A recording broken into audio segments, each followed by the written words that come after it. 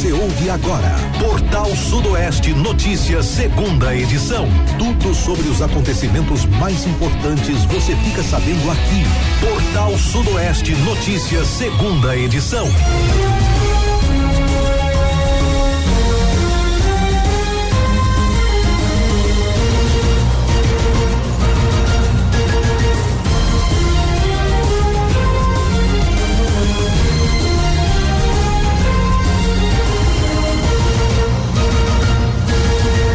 Horas e 4 minutos, 12:04. Uma excelente tarde para você ligado na Portal Sudoeste. Sexta-feira, 17 de julho de 2026. A partir de agora você começa para você o Portal Sudoeste Notícias, segunda edição, levando aí as principais notícias da nossa região, da Bahia, do Brasil e do mundo, com informação, credibilidade e prestação de serviço.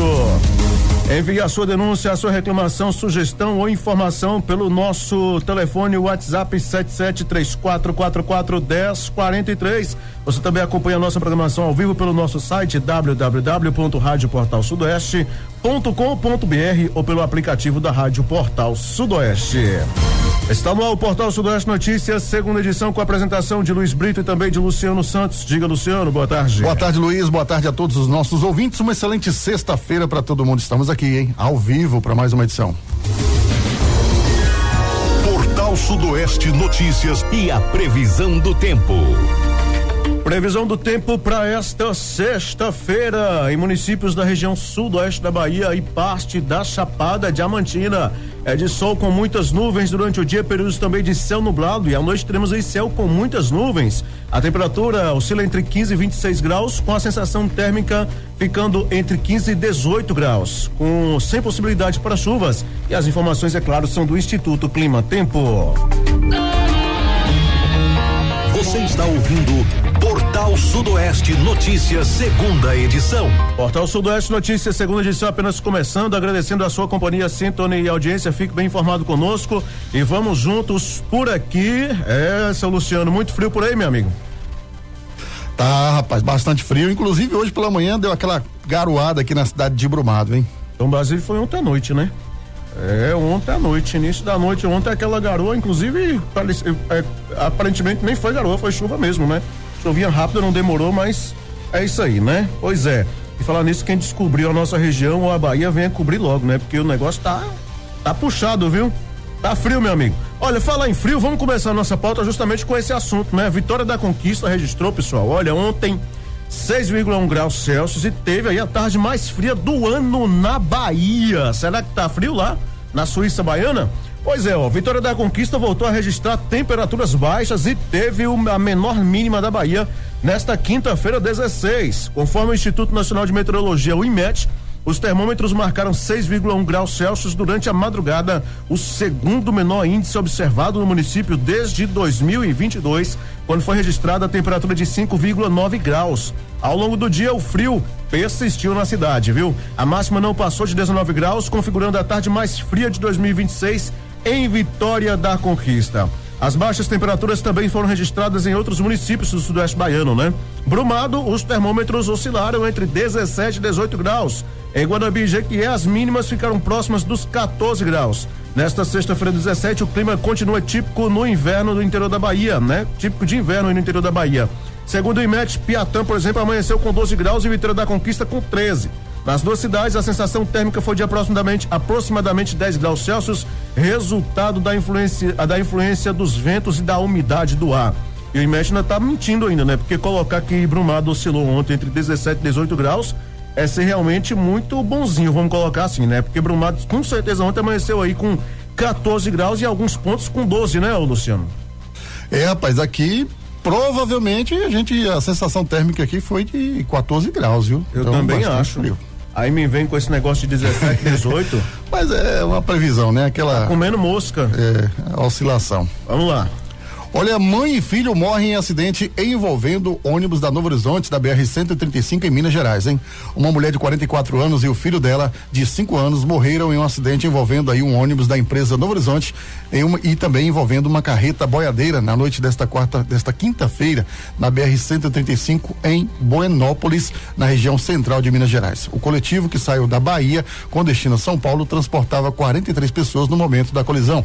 Segundo informações do Corpo de Bombeiros, o ônibus foi atingido na traseira pela carreta e, com o impacto, acabou sendo lançado contra um barranco às margens da rodovia. Além das 2 vítimas fatais, que ficaram presas às ferragens, 14 ocupantes do ônibus sofreram ferimentos e precisaram ser socorridos por equipes do SAMU e da concessionária Eco 135.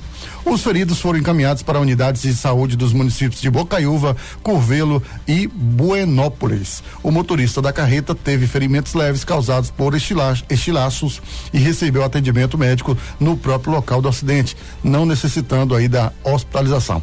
A área do acidente, na altura do quilômetro 507, passou por perícia da Polícia Civil, que dará continuidade às investigações para esclarecer as causas da colisão.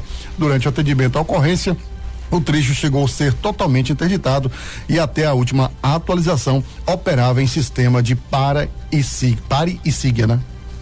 Muito bem, tá aí, né? Que notícia triste, né? Lamentável, viu? Lamentável. Agora me diga uma coisa, para o carreta ter colidido no fundo, será que o ônibus freou de vez ou tava sem alguma sinalização traseira?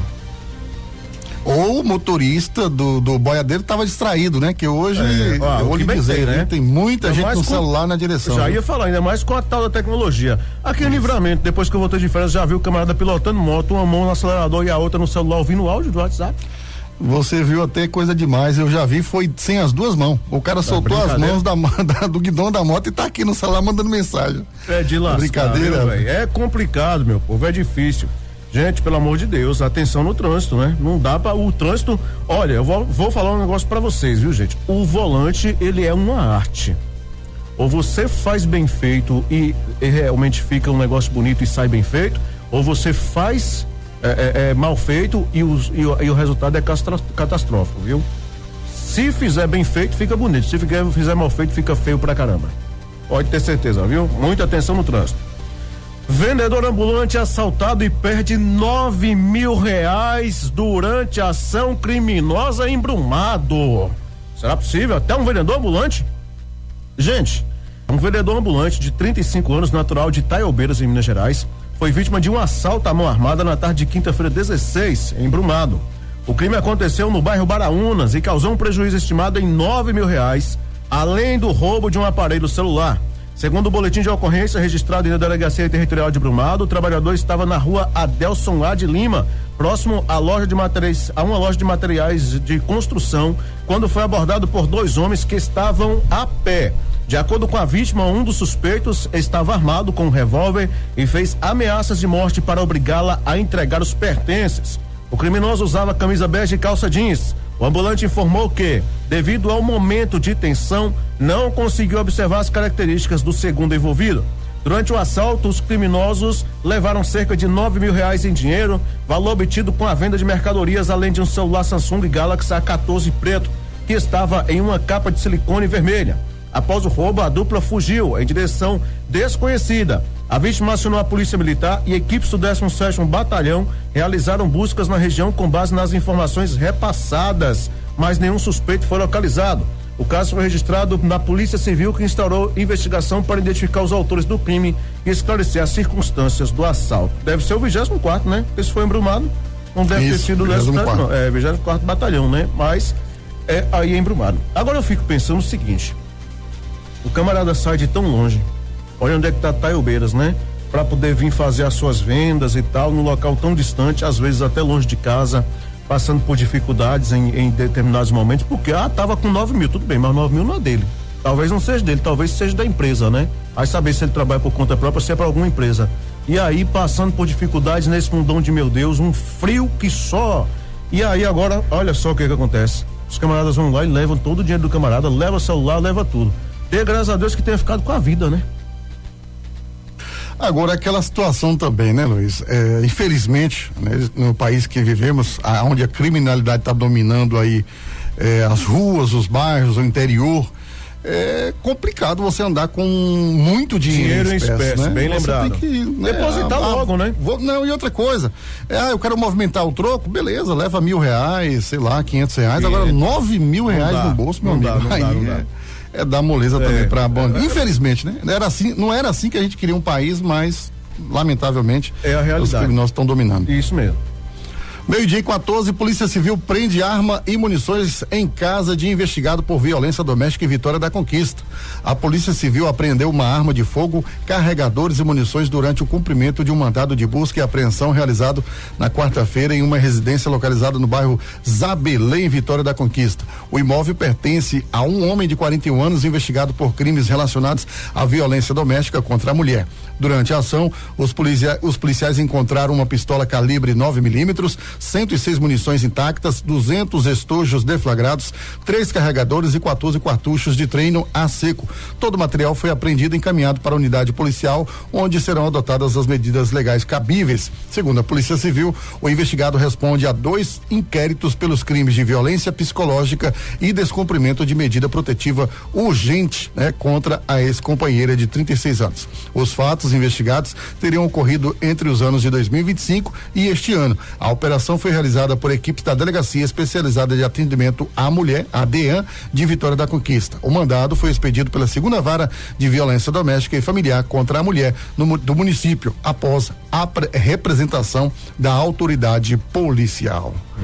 Camarada aí, além de ter aí 2 passagens já aí com arma, munições, boa coisa ele não é, viu? Eu não sei o que ele tá fazendo também na rua, né? Pois é. Infelizmente ainda tem essas brechas, né? Tem, exatamente. Bom, você lembra que ontem nós comentamos aqui a respeito do vídeo do prefeito de Érico Cardoso? Pois é, viu, gente? Já tem novidade nesse caso. Isso porque o Ministério Público Eleitoral instaurou procedimento após esse vídeo, aí do prefeito de Érico Cardoso, sobre apoio político.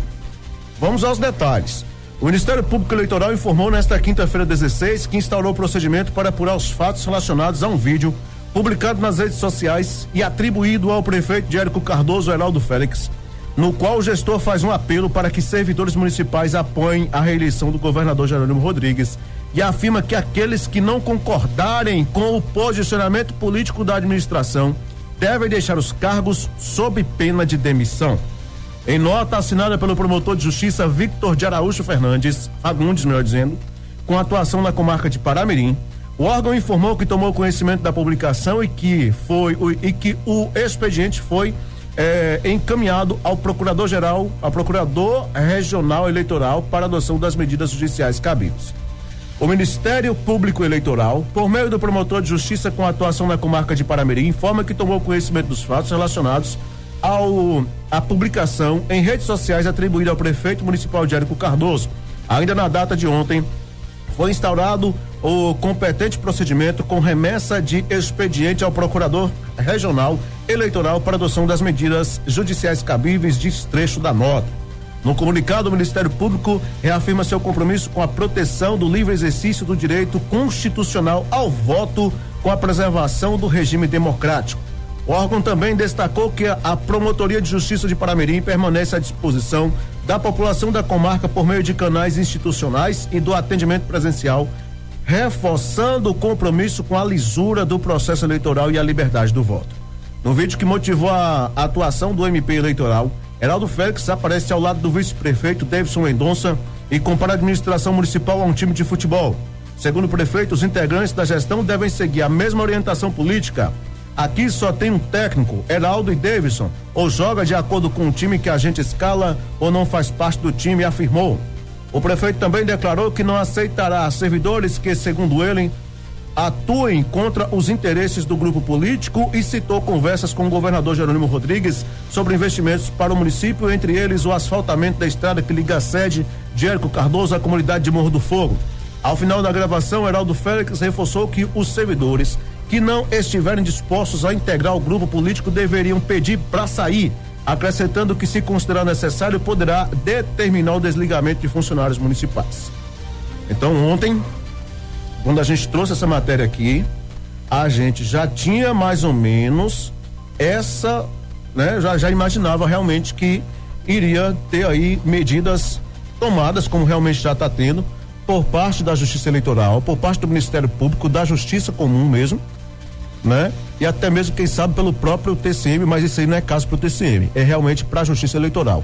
E, naturalmente, na mesma data em que repercutiu, na própria quarta-feira, quando repercutiu o vídeo, caiu nas mãos do Ministério Público Eleitoral, lá na comarca de Paramirim, e, portanto, já emitiu essa nota. Ou seja, pelo visto, vem mais coisas por aí, viu, Luciano?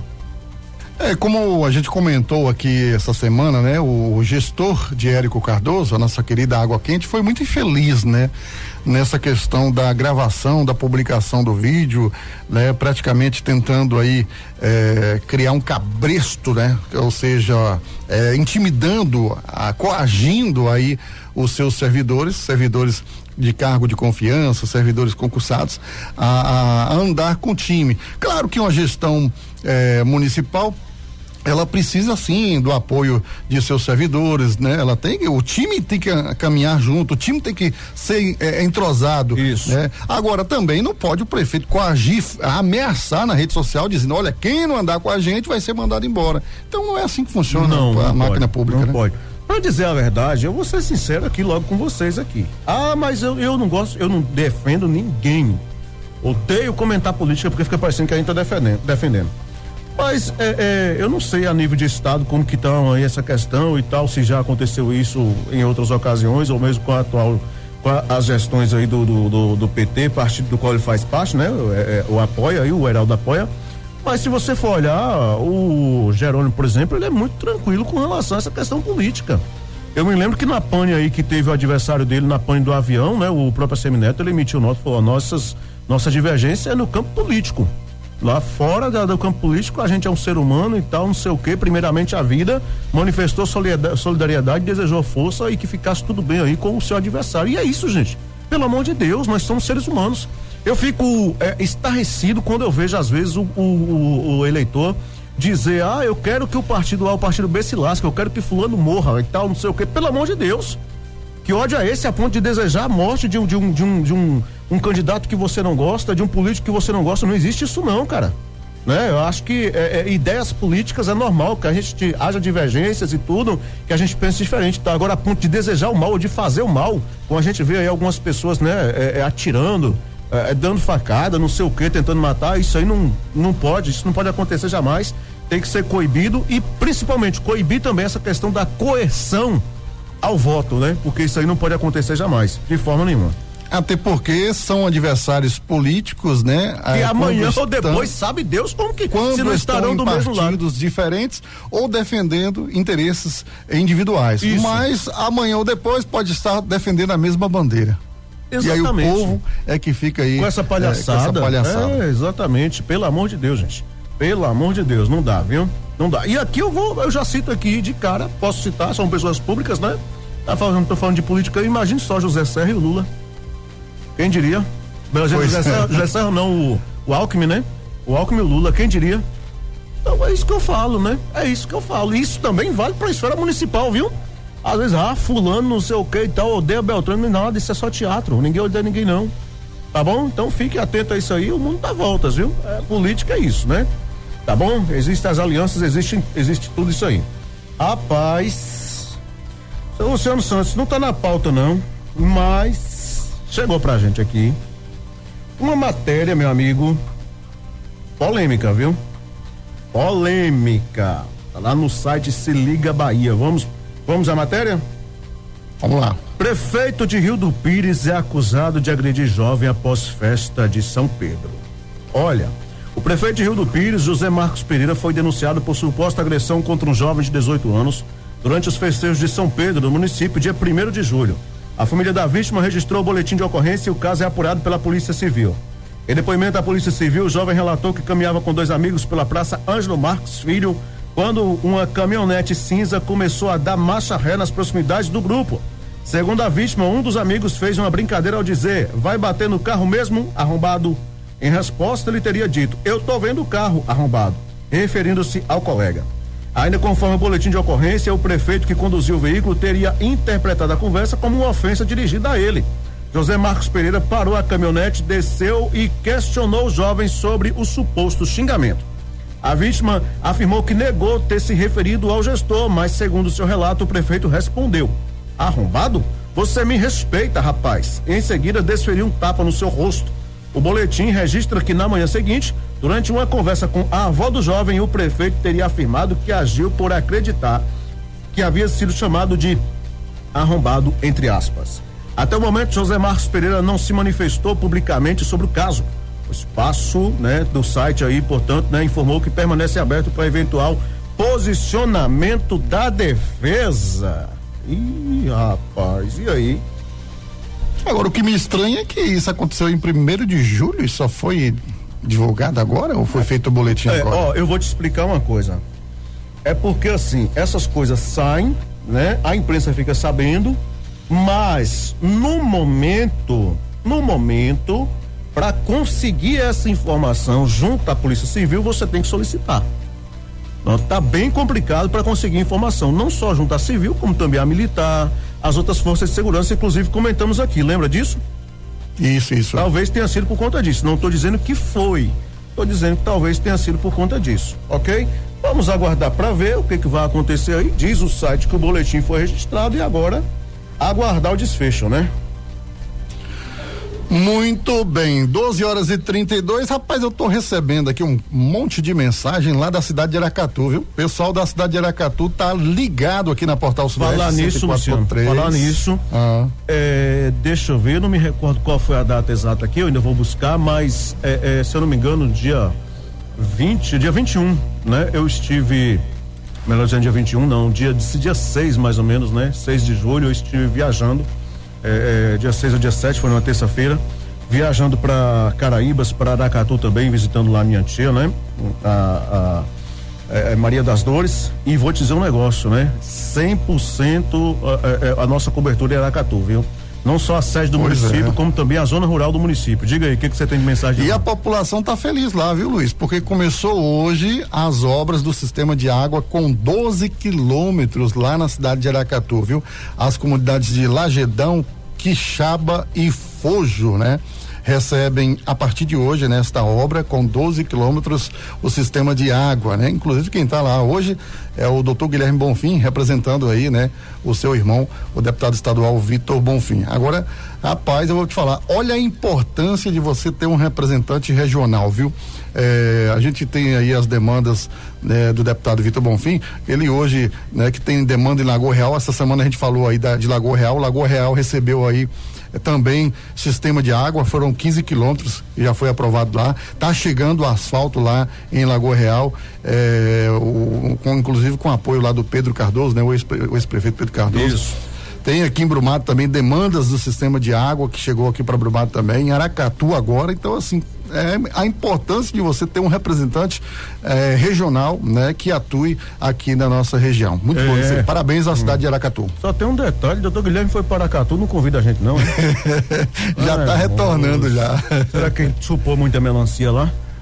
São mais de 150 famílias que vão ser atendidas lá. Bom demais, viu? Esses 12 quilômetros aí de sistema de água.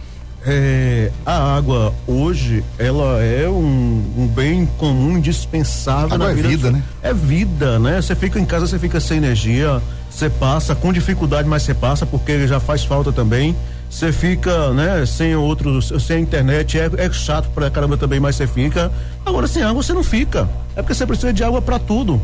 Pra tudo. E não só o ser humano precisa de água, A natureza precisa de água, as indústrias precisam de água, até o carro precisa de água, As máquinas, tudo hoje precisa de água. Então, água é vida. Sem água, o planeta não vai. E você não sabe a felicidade que eu tô. Por quê? Porque na minha região lá, Algodões, vai começar agora também, a partir da semana que vem já vai começar o sistema de água lá. Rapaz, lá, Luiz, só pra você ter ideia, a gente estava, porque assim, todo final de semana você sabe que eu gosto de sítio, eu vou pra roça, eu sou igual bicho, eu gosto de roça, e lá, e fora, eu tenho vários moradores lá, são cerca de 150 moradores mais ou menos aí na região dos Algodões e Baixa do Morro, e é uma região que não tinha água, era poço artesiano, meu amigo, e quem tem o poço, beleza, quem não tem, tava numa situação lamentável. Ficava vendo navios, né, Luciano? Tava vendo navios, e hoje não, né? Com a chegada da água e do sistema de água lá de Algodões e Baixa do Morro, inclusive uma demanda aí do Guilherme Bonfim com o deputado estadual Vitor Bonfim, hoje, meu amigo, os moradores estão sorrindo, além da água, que você vai ter água tratada, porque você vai poder tomar um banho decente, porque a água de poço, você sabe que ela complica, principalmente a mulherada, cabelo, pele, então você vai ter água para tomar banho, para cozinhar, você vai ter a água para diversas atividades aí, água tratada, né? E outra coisa, você vai ter a valorização dos terrenos, isso, né? Exatamente. Dos lotes, isso, das casas. Então, assim, a água, meu amigo, é vida. Ô, Luciano, inclusive dentro desse contexto, eu já ia até prosseguir com as nossas pautas, mas ainda falando sobre essa minha viagem aí, passando em Aracatu, eu também segui até Caraíbas e Conquista. E em Caraíbas, onde eu também tenho outra tia que reside lá, que mora lá, eu estive na localidade do Barbosa, né? Que já fica ali, para quem vai sentir da Conquista, fica do lado esquerdo, um pouco depois da Jiboia. Tem a entrada lá. A entrada do Barbosa é aquela entrada que fica de frente com a antiga Estrada Velha de Caraíbas também. E eu estive na comunidade do Barbosa, onde a minha avó tinha um terreno antigamente nessas proximidades, e o pessoal saía de lá para ir, né, justamente nesse Barbosa tem uma localidadezinha, um poçozinho chamado Quixabeira, onde o pessoal pegava água de minação. Até hoje, na verdade, tem a mina de água lá, então eles pegavam e levavam animais para beber neste local, inclusive lavar roupa, entre outras coisas. E o governo do estado, ele conseguiu levar o sistema de abastecimento de água da barragem de Anangé, né? A barragem de Caraíbas também, que liga uma cidade à outra, liga Anangé a Caraíbas, conseguiu levar esse abastecimento de água até a comunidade do Barbosa. E o pessoal hoje tem água lá nas torneiras. Então, assim, são investimentos que transformam o sudoeste baiano, transformam o nosso sertão tão sofrido, que tanto sofre com esse sol escaldante, com as dificuldades. As pessoas antigamente, né, viajavam léguas, não era nem quilômetros, hoje a gente usa o termo quilômetro, mas antigamente se falava léguas, né? Eles contam, e a minha tia, a minha avó, elas falam muito sobre léguas, sobre não sei o quê, com baldes na cabeça, com as coisas todas na cabeça para poder lavar, às vezes com 8, 10 quilômetros de distância, né? Eliminação, aquela coisa toda, e hoje o pessoal tem água na torneira. Então é uma transformação realmente assim. E aí por que eu falo que é uma transformação tão importante? Porque eu passando com minha mãe e minha tia no carro, e elas falaram assim: caramba, a gente alcançou isso aqui não tendo água para nada. O pessoal escavava aqui para poder pegar água de minação e dar água para os animais. Olha, hoje a água tá na torneira. Então até elas ficam admiradas, e é de se admirar mesmo, porque quem imaginava uma transformação desse nível, né? Não, você tocou num ponto muito importante, como é importante a chegada da água, né, nas comunidades. A gente tinha no passado aí as famílias saindo da zona rural para voltar para a cidade porque não tinha água, né? O gado morria de sede. Isso. Você não conseguia produzir o sorgo, o capim, aquele alimento para o animal. Você também não conseguia produzir aí, por exemplo, tem muita gente que gosta de criar galinha, fazer uma hortinha. Então, sem água você não tinha essa opção. Você tinha que largar o campo para ir para a cidade. E aí, levando a água até a zona rural, não, hoje você tem a transformação e além do mais, você não vai sair do seu local de origem, porque eu tenho certeza que muitas famílias adorariam permanecer na sua localidade do que ir para a cidade, mas infelizmente às vezes tinha que sair. E hoje não, hoje com esses investimentos do governo do estado, você percebe que as pessoas estão voltando para a zona rural novamente. Porque tem realmente dignidade nas torneiras, né? Na vida, no dia a dia, né? Melhora realmente aí a autoestima e a dignidade na vida das pessoas. Muito importante mesmo, viu? Que bacana, que legal, né?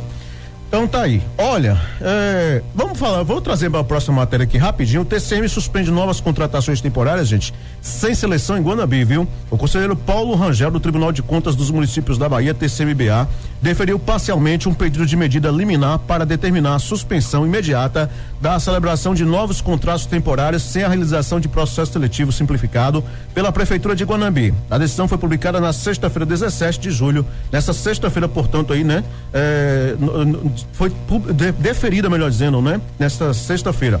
O termo de ocorrência foi instaurado pela Diretoria de Controle de Atos e Pessoal, DAP, contra o prefeito Arnaldo Pereira de Azevedo, após identificação de indícios de irregularidades em contratações temporárias realizadas no primeiro trimestre de 2026. De acordo com o processo de levantamento no sistema, de acordo com o processo, O levantamento no Sistema de Integrado de Gestão de Auditoria, o SIGA, apontou que a administração municipal realizou 2.132 contratações temporárias entre janeiro e março de 2026, sem a publicação de processo seletivo simplificado ou outro instrumento público de seleção, em desacordo com o artigo 37 da Constituição Federal e com a resolução TCM número 1488/2024. Na decisão, o relator entendeu aí estarem presentes os requisitos para a concessão da medida cautelar, destacando que as admissões ocorreram sem a observância dos requisitos legais exigidos para contratações temporárias e que a continuidade desse procedimento poderia ampliar o número de vínculos potencialmente irregulares. Apesar disso, o conselheiro modulou os efeitos da liminar para preservar os contratos já firmados, considerando que grande parte dos profissionais contratados atua na área de educação e que a rescisão imediata poderia causar prejuízos à prestação de serviços públicos. Com isso, a decisão determina apenas a suspensão de novas contratações temporárias, sem processo seletivo simplificado, mantendo válidos os contratos já existentes até o julgamento definitivo do termo de ocorrência, sem antecipar qualquer conclusão sobre sua legalidade. O prefeito de Guanambi deverá ser comunicado com urgência para cumprir imediatamente a decisão. O descumprimento poderá resultar na aplicação de multa, além de possibilidade de representação ao Ministério Público Estadual e eventual determinação de ressarcimento ao horário, conforme previsto na Lei Orgânica do TCM-BA. A liminar foi deferida parcialmente em decisão assinada em Salvador, dia 16 de julho de 2026 e publicada no Diário Oficial Eletrônico do TCM nesta sexta-feira, 17. Luciano Santos, tá vendo aí? Pois é, rapaz, aí tem, essa questão aí das ações do Ministério denunciando aí, essa questão da cidade lá de Guanambi, porque rapaz, descarga elétrica, então o Ministério Público do Trabalho sempre atuando. Agora sim, eu sei que o Ministério Público do Trabalho acaba atuando em algumas situações que chamam a atenção, que a imprensa divulga. Não, mas essa aí foi do TCM, né? Do TCM. É do TCM, isso. Essa foi a do TCM, né? Que na verdade, a da descarga elétrica do rapaz lá, o Ministério Público do Trabalho abriu uma investigação, a gente vai trazer daqui a pouquinho. Essa do TCM aí, certamente sobre contratações temporárias, e a gente falou aqui sobre diversos outros municípios também, que acaba inflando a folhinha, né? Aquilo que o pessoal chama de folhinha. Enchendo, realmente virando cabide de emprego. E aí, como é que fica? Então, o TCM agindo e falando, já chega, os que estão aí vai ficar, agora novas não quero não pode mais. Pronto, barrou, né? Barrou, beleza? Ok, gente, certinho? E Luciano, o colega perdeu o que aí, rapaz? Pois é, rapaz, um ouvinte nosso aqui, ele acabou perdendo aí um item, né? Ele até mandou um áudio aí pra gente, solta aí. Vamos lá. Fala, Luciano, boa tarde, e aí, tudo bom? Que Deus te abençoe. Eu me chamo Orlando, eu trabalho na padaria Pérola, e aí, agora, ia dar meio-dia, você anunciar pra mim aí eu botei um embrulhozinho em cima do teto do Anfiorino, que eu trabalho, para levar pra padaria do centro, para Lindomar, que eu trabalho com ele, tem 2 meses.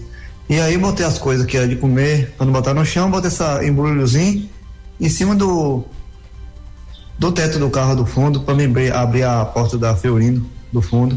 Aí eu saí, quando eu saí de pé, saí do fundo da padaria até na linha ali, passando ali pela ponte de São Félix, caiu ali mesmo, próximo, até no posto de gasolina ter caído, entendeu?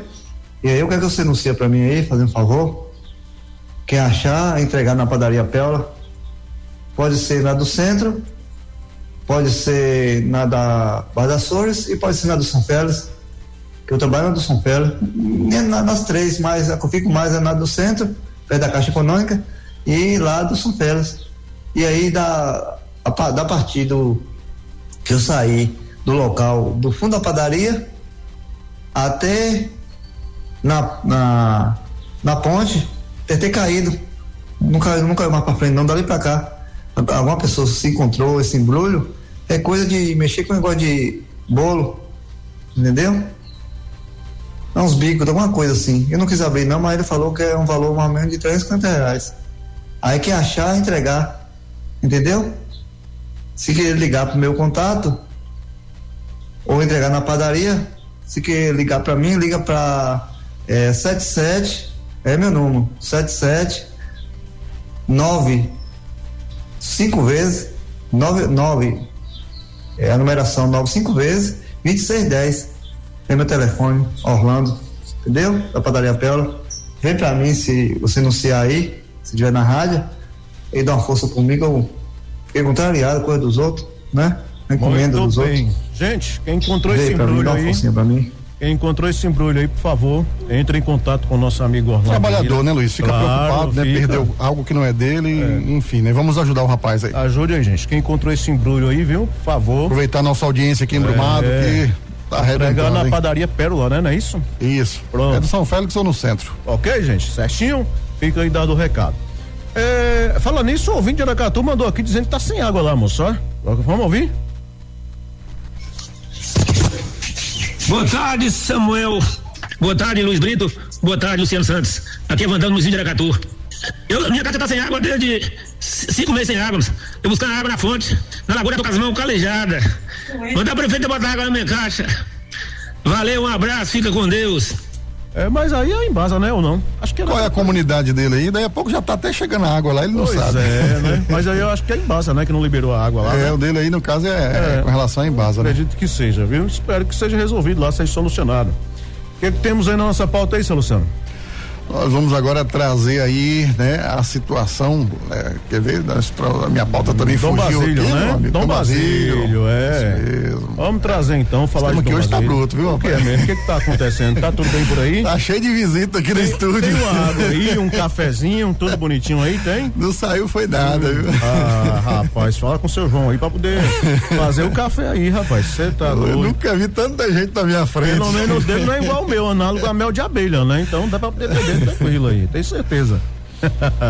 Vamos lá, vamos falar aí de Dom Basílio lá, moradora questionando aí cobrança, né? Lá do SAAI, cobrança indevida segundo ela, vamos lá. Pois é, rapaz, a moradora Isabel Celeste, conhecida como Celeste, né? Residente do bairro Santa Luzia, conhecida como bairro Osório, em Dom Basílio, afirmou ter recebido aí um aviso de corte no fornecimento de água emitido pelo Serviço Autônomo de Água e Esgoto, o SAAI, mesmo com a conta já quitada. Segundo ela, o comunicado fazia referência à fatura do mês de março. De acordo com a moradora, ao receber o aviso, seu filho realizou um novo pagamento via Pix por receio de que o abastecimento fosse interrompido. Posteriormente, ela procurou o SAAI para solicitar esclarecimentos e informou que aguardou 3 dias por uma resposta da autarquia. Celeste afirmou, acreditar que o caso não seja isolado e manifestou preocupação com outros consumidores que possam não possuir mais os comprovantes de pagamento, correndo o risco de quitar novamente uma conta que já havia sido paga. A moradora também questionou a política adotada pelo SAAI para situações de pagamento em duplicidade. Segundo ela, foi informada de que o valor não seria devolvido em dinheiro, mas convertido em crédito para abatimento nas próximas faturas. Outro ponto levantado, por Celeste foi o atendimento recebido. Ela alegou ter entrado em contato com uma funcionária da autarquia pelo WhatsApp e afirmou que teria sido destratada por meio de um áudio enviado com visualização única. Procurada pela reportagem, o SAAI de Dom Basílio informou por telefone que atua como órgão público pautado na ética e na transparência. A autarquia explicou que, quando ocorre pagamento em duplicidade, o sistema gera automaticamente crédito para compensação em faturas futuras. Segundo o órgão, os valores arrecadados são depositados diretamente em conta bancária, não permanecendo em espécie na sede da autarquia, o que, conforme informou, viabiliza aí a restituição em dinheiro. O SAAI acrescentou que a funcionária mencionada pela moradora nega qualquer destrato durante o atendimento e afirmou que todos os procedimentos seguem os protocolos internos da instituição. A autarquia informou ainda que permanece à disposição para prestar outros esclarecimentos sobre o caso. Olha, com relação ao reembolso, Luiz, realmente, a Embasa também aqui, aqui Embasa, a Coelba, quando você paga conta em duplicidade, eles não devolvem dinheiro porque os escritórios, eles não recebem dinheiro. Aqui o pagamento é feito na conta bancária, já cai no sistema da empresa, então não tem como eles devolver esse dinheiro para você. Mas realmente eles colocam isso em crédito. Já aconteceu comigo, eu paguei conta em duplicidade, mas aí foi um erro meu mesmo, não ter conferido. E aí o valor foi creditado na próxima fatura e eu não paguei mais nada. Agora, com relação aí ao destrato, com relação ao atendimento que ela diz que se sentiu aí destratada, ela pode muito bem ir num PROCON, ir num órgão de direito do consumidor, fazer uma denúncia ou até mesmo entrar com uma ação de danos morais, enfim, pela situação. Isso aí ela tem todo o direito de fazer, entendeu? Agora, com relação aí à duplicidade da conta, o SAAI tem que prestar atenção também, né? Se isso estiver acontecendo com outros moradores, com outras pessoas, tem que rever o sistema de pagamento, e o que está acontecendo, é o funcionário que faz a entrega do documento fiscal que está errando, é erro na leitura, alguma coisa de errado está acontecendo. Então o SAAI tem que prestar atenção nessa situação. Por que está vindo aí duas contas, né? Por que as pessoas estão pagando em duplicidade? Na verdade não foi duas contas, né? Acho que foi um comunicado de cobrança, de né? Corte, né? De corte, de corte. Exatamente. Mas aí também é erro no sistema. Como é que uma conta foi paga e você vai e emite um alerta, um aviso de corte, sendo que a conta foi paga? É um erro também, que tem que ser corrigido. Sem dúvida, com certeza. Olha, agora 12:58, o Ministério Público denuncia 5 homens por associação para o tráfico de drogas em Belo Campo. O Ministério Público do Estado da Bahia denunciou à Justiça na terça-feira 14 5 homens acusados de associação para o tráfico de drogas no município de Belo Campo. Segundo o órgão, 4 dos denunciados já estavam presos preventivamente por determinação judicial, enquanto o 5º permanece foragido. Também foram cumpridos 4 mandados de busca e apreensão durante a operação. De acordo com o Ministério Público, as prisões preventivas foram decretadas pela 2ª Câmara Criminal do Tribunal de Justiça da Bahia após acolhimento da medida cautelar apresentada pelo promotor de Justiça Vladimir Ferreira Campos. A investigação foi realizada em conjunto pelo Ministério Público e pela Polícia Civil da Bahia. Conforme a denúncia, os investigados teriam se associado para comercializar maconha, cocaína e crack em Belo Campo, utilizando aplicativos de mensagens, linguagem cifrada e transações financeiras para organizar a atividade criminosa. As investigações apontaram a existência de uma estrutura organizada para o tráfico de drogas, com divisão de funções entre os integrantes, uso de codinomes, ocultação de identidade, movimentação financeira por meio de transferências via Pix e distribuição contínua de entorpecentes na região. Segundo o Ministério Público, a denúncia foi baseada em provas técnicas obtidas a partir de extração e análise de dados telefônicos e telemáticos de aparelhos celulares apreendidos durante as investigações. Além da condenação pelos crimes imputados, o MP, o Ministério Público, requereu que cada um dos denunciados seja condenado ao pagamento de R$150 mil por danos morais coletivos em razão dos prejuízos causados à saúde e à segurança pública. Resumindo, não é só a cana não, viu? Vai pagar multa também. Né? Ô Luciano, eu falei pra você que era recente, não foi? Essa ocorrência aí? Isso. Eu não me lembro exatamente se foi fevereiro ou março que eles foram presos por tráfico de drogas. E aí o que acontece? Geralmente acaba acontecendo de demorar muito, né? Do Ministério Público denunciar e tal, às vezes até a própria Justiça. O Ministério Público é até mais rápido, né? Mas o pessoal realmente foi muito ágil nessa informação. Porque foi, se eu não me engano, a prisão deles ocorreu em fevereiro. Isso mesmo, em fevereiro. Eu estou até buscando aqui agora. E, portanto, né? Por tráfico de drogas em Belo Campo. Eu estou até com a informação aqui. E tem 3 meses somente, são 13 semanas, né? E aí agora já foi aí denunciado esses 5 aí, lembrando que um se encontra foragido, ou seja, muito rápido a ação aí do Ministério Público, né? Não é que demore, é porque realmente o Ministério Público, junto com a polícia, investiga e denuncia, mas às vezes pode demorar um pouquinho mais. Nesse caso aí foi bem rápido, viu? E é um trabalho conjunto, né? Como você falou aí, você tem aí a investigação da Polícia Civil, a Polícia Civil conclui sua investigação, faz a denúncia, remete aí ao Judiciário, aí você tem também a atuação do Ministério Público, aí agora entra o Judiciário que já determina as prisões, né? Para esses acusados aí. Muito bem, 5º foragido, né? O 5º tá foragido, mas não demora também não, viu? Demora não. Sistema automatizado hoje aí, reconhecimento facial e tudo. Vai longe não, viu? Vamos a Ibipitanga, gente, falar que a polícia apreendeu por lá, né? 30 pinos de substância análoga à cocaína, viu, Luciano? 30 pinos de análogo é brincadeira, viu? Ai, ó. Policiais militares da 4ª Companhia Independente de Polícia Militar apreenderam 30 pinos contendo uma substância análoga à cocaína durante uma abordagem realizada na noite de quarta-feira 15 na BA 245, nas proximidades, né, de um posto de combustível em Ibipitanga. De acordo com a PM, a guarnição realizava rondas ostensivas quando identificou 2 indivíduos em atitude suspeita. Durante a abordagem, um deles tentou se afastar após receber a ordem de parada, mas foi acompanhado e alcançado pelos policiais. Na busca pessoal, os militares encontraram 30 pinos de substância semelhante à cocaína, além de R$60 de cédula semelhante a dinheiro, um aparelho semelhante a um celular e uma motocicleta.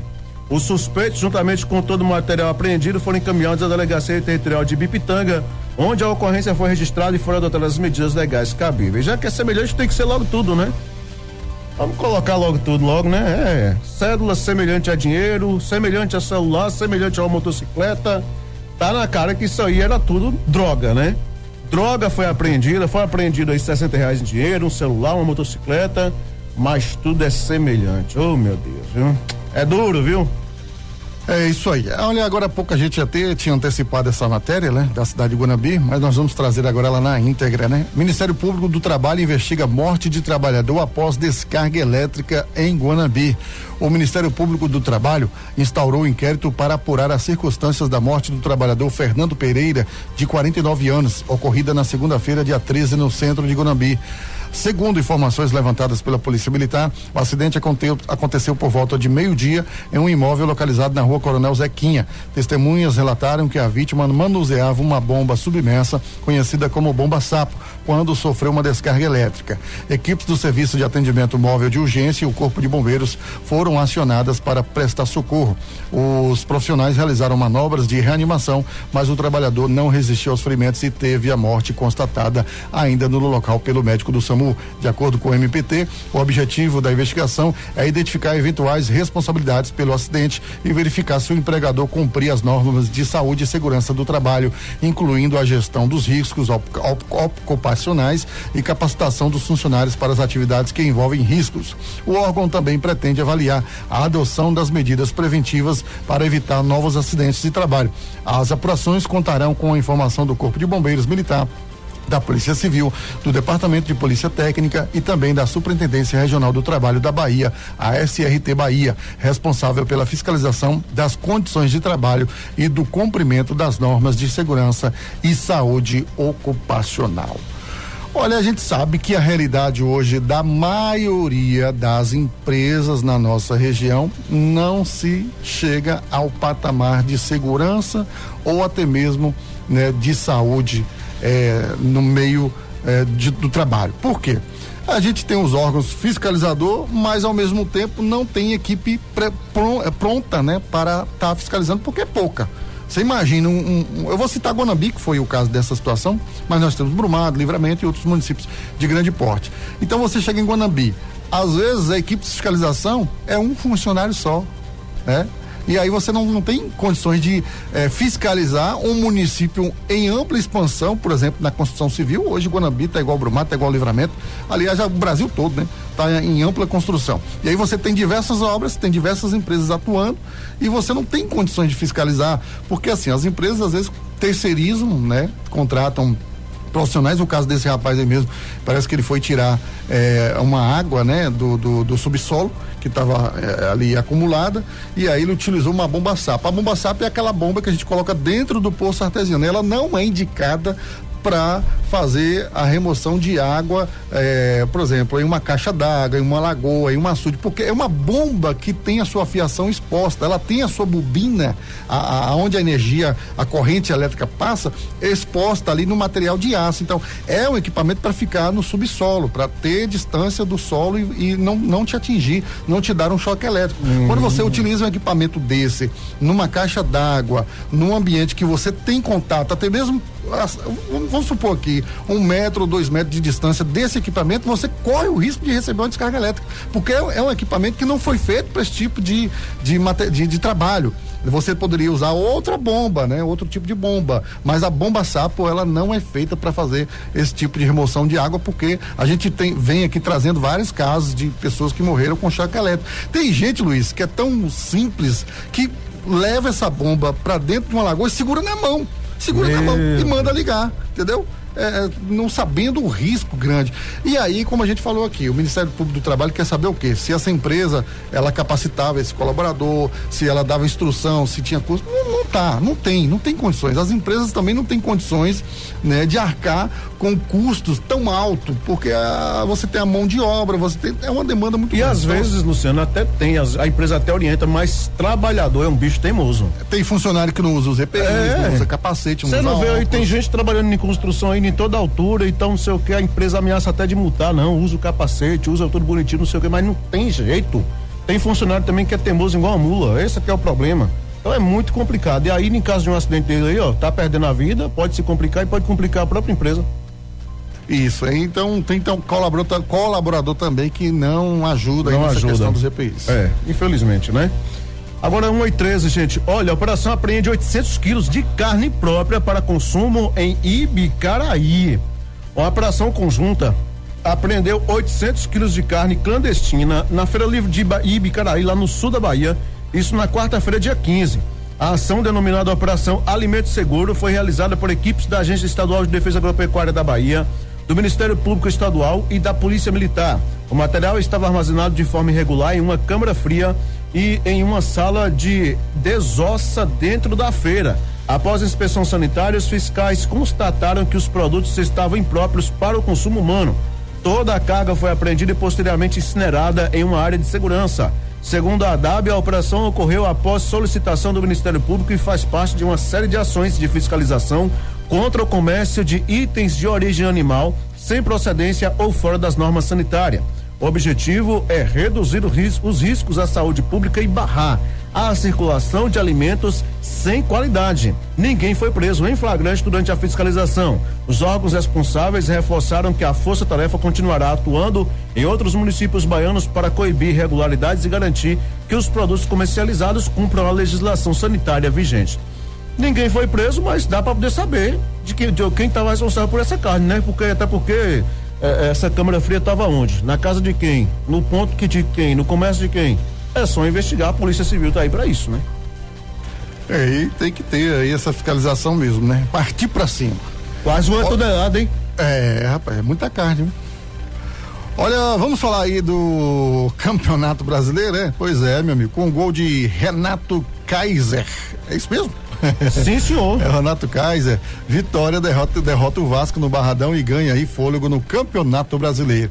O Vitória voltou a campo com triunfo aí no retorno do Campeonato Brasileiro. Na noite desta quinta-feira, diante de um Barradão com quase 20 mil torcedores, o rubro-negro venceu o Vasco da Gama por 1-0 com o gol de Renato Kaiser. Resultado aí que levou a equipe aos 25 pontos e posteriormente à 10ª colocação da Série A, ainda com uma partida a menos. O grande nome da partida foi novamente o Renato Kaiser. O atacante entrou na etapa decisiva e aos 23 minutos do segundo tempo aproveitou aí uma recuperação de bola de Tárzia sobre o volante Robert Renan para receber livre na área e tocar com categoria na saída do goleiro Léo Jardim, garantindo aí o triunfo do Leão. O gol foi o 13º do atacante na temporada e o 4º no Campeonato Brasileiro, consolidando-se aí como artilheiro da equipe em 2026. Mesmo atuando em casa e empurrado pela torcida, o Vitória encontrou dificuldades diante da forte marcação do Vasco durante o primeiro tempo. A equipe comandada por Jair Ventura criou boas oportunidades, obrigando aí o goleiro Léo Jardim a realizar importantes defesas, enquanto o goleiro Lucas Arcanjo praticamente não foi exigido. O técnico, né, o Jair Ventura, precisou administrar problemas durante a partida. Antes mesmo do início do jogo, o meia Mateuzinho foi desfalque aí por causa de uma virose, embora tenha permanecido no banco de reservas. Ainda na primeira etapa, o zagueiro Zé Vitor deixou o campo com dores no joelho direito, dando lugar aí ao argentino o Pochettino, que fez aí sua estreia com a camisa rubro-negra.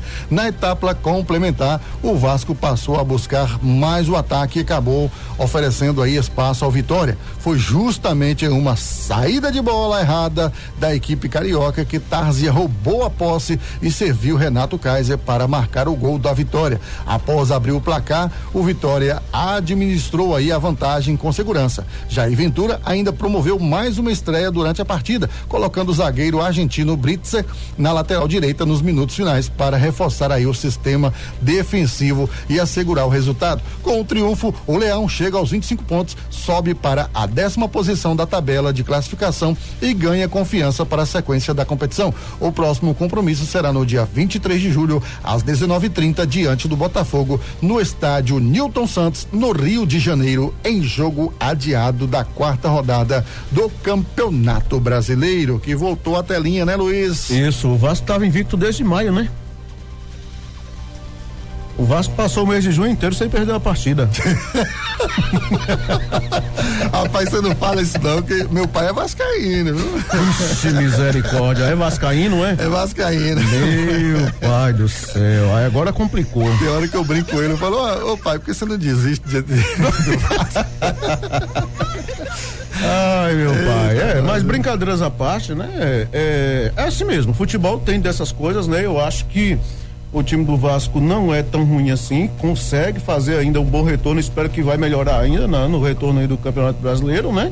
E vamos aguardar aí as próximas rodadas. Agora, pro Vitória foi realmente uma vitória e tanta, né? Um resultado e tanto, vamos colocar dessa forma, viu? Pra falar a verdade, né? Deve estar feliz da vida aí, o rubro-negro baiano, viu? O Vitória, grande vitória. Vamos a Bom Jesus da Lapa, né? Motociclista morre e outro homem fica ferido após colisão com caminhão na BR-349. O motociclista de 37 anos morreu e outro homem de 28 anos ficou ferido após um acidente envolvendo uma motocicleta e um caminhão na noite de quinta-feira 16 na BR-349 nas proximidades do posto Formoso, zona rural de Bom Jesus da Lapa. A vítima fatal foi identificada como Edivaldo de Brito Rocha, 37 anos. O outro ocupante da motocicleta, Lucas Olegário dos Santos, de 28, foi socorrido com ferimentos. De acordo com o boletim de ocorrência, os dois homens trafegavam em uma motocicleta quando colidiram na parte frontal, né, a parte lateral aí, esquerda de um caminhão Mercedes-Benz L1620 conduzido por Valdir Alves Ferreira, 64 anos. As vítimas receberam atendimento do Corpo de Bombeiros e do Serviço de Atendimento Móvel de Urgência, sendo encaminhadas para a unidade de pronto atendimento UPA de Bom Jesus da Lapa. Edivaldo não resistiu aos ferimentos e morreu na unidade de saúde.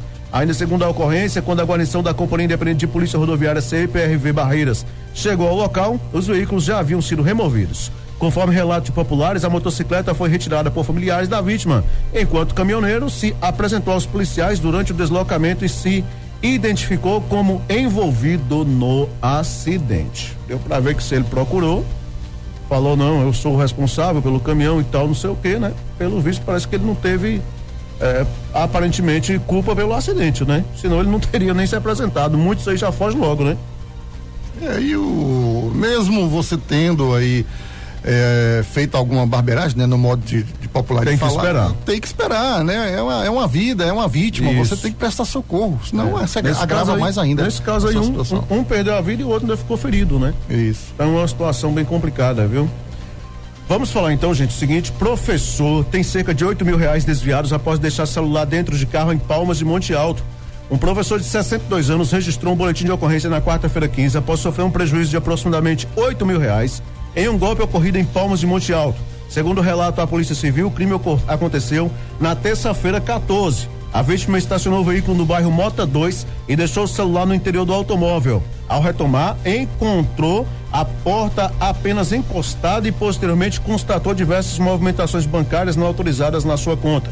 De acordo com o boletim, foi contratado um empréstimo de R$1.200 sem autorização da vítima e o valor, juntamente com outros recursos, foi transferido para contas bancárias desconhecidas. O professor acredita que o autor tenha acessado o veículo utilizando temporariamente o aparelho celular e realizado as transações por meio do aplicativo bancário.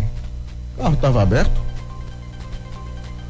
Provavelmente sim, né? Do jeito que ele relata aí, né? Pra polícia, provavelmente deixou o carro aberto. E o celular desbloqueado, né? E provavelmente desbloqueado também, né? Ou alguém conhecia a senha, né? Exatamente. História estranha. Mas aí, né? A polícia, ela vai conseguir identificar as transferências, essa questão também aí dos empréstimos, né? Acaba identificando aí esse autor. Vamos lá. Olha, vamos seguindo aqui, 1h26, 1h26 aqui no seu Portal Sudoeste Notícias, segunda edição, né? Nessa sexta-feira maravilhosa, abençoada, tempo fresquinho aí refrescante para você. Família de Malhada busca ajuda para liberar restos mortais de homem desaparecido há mais de 10 anos. A família de Enedino Lopes Brito, desaparecido desde 2013, busca ajuda para conseguir a liberação dos restos mortais que estão no Departamento de Polícia Técnica de Guanambi. O objetivo é realizar aí o sepultamento digno após mais de uma década de espera. As ossadas de Enedino foram encontradas em julho de 2024 em uma fazenda da região do povoado de Pau d'Arco, zona rural de Malhada, onde ele desapareceu. O material foi encaminhado para exames periciais e submetido a teste de DNA, cujo resultado positivo confirmou a identidade da vítima em 2026, mais de 2 anos após aí a localização dos restos mortais. Segundo Ednei Brito, filho de Enedino, a família foi informada de que poderá retirar os restos mortais a partir do dia 22 de julho. No entanto, a liberação está sendo dificultada pela falta de documentos do pai. De acordo com ele, a ex-companheira de Enedino informou que descartou toda a documentação pessoal da vítima.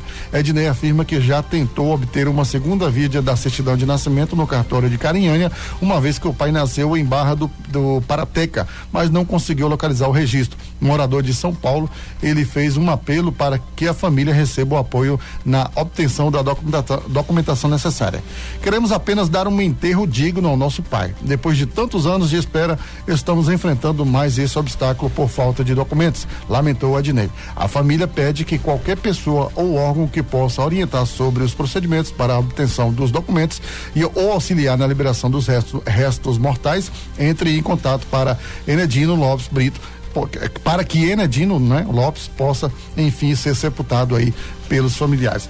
Agora eu vejo uma burocracia tão grande, Luiz, já que o DNA comprovou que os restos mortais é de Enedino, né, Lopes Brito, que desapareceu desde 2013, foi achado aí em uma fazenda, o DNA comprovou que é ele, por que a própria justiça não remete uma autorização, uma liberação desse corpo, né? É sofrimento tão grande, né? Pelo amor de Deus, né? Já perdeu o ente querido, ainda fica ainda nessa burocracia para poder fazer um enterro digno, né? Que sofrimento. Como não deve estar o psicológico aí desses familiares, né? Espero que essa solução seja dada aí o mais breve possível por parte da justiça, enfim, para que realmente essa família possa fazer um enterro digno aí do seu ente querido, né? Pelo amor de Deus, né? Não tem condições. Bom, e com essa a gente vai encerrar por hoje, né, meu amigo? Vamos embora, né, meu amigo? Vamos embora, sexta-feira, sextou. Amanhã tem sítio, né? Amanhã tem, hoje agora é noite já. Agora tem uma coisa, viu? Você vai limpar, você não fica esperando a mulher limpar não, viu? Eu não sei capinar, rapaz. Ai, meu pai do céu. Aí a mulher capina e eu só faço carregar o entulho. Mas é assim mesmo, faz parte. Então tá ok, meu amigo, bom Valeu, final de Luiz. semana pra você aí. Gente, amanhã eu venho pra cá, viu? Amanhã estarei aqui. O Luiz tá de volta aí no nosso sabadão. Trazendo Portal Mix aqui, viu? Pra vocês, tenho certeza vai ser muito legal. Um abraço, Luciano. Valeu, gente. Tchau, bom almoço, bom trabalho e bom final de semana. Gente, um abraço, excelente tarde. Bom fim de semana pra você e até amanhã. Você ouviu Portal Sudoeste Notícias, segunda edição.